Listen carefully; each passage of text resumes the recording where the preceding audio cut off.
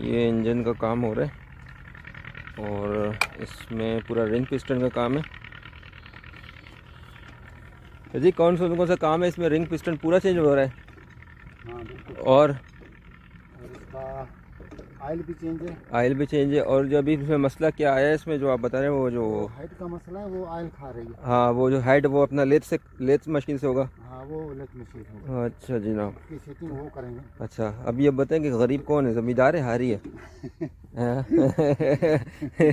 जमींदार जमींदार है ना। हारी वो पैसे वाला होता है। हारी पैसे वाला होता है ना उसको। टेंशन नहीं होता ना इस अभी बात देखें ना दोनों हारी किधर है मेरे। हाँ, नहीं है बस मेरे को पता नहीं।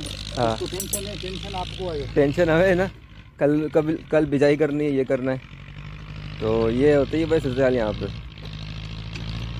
ये जो है ना सामान जो है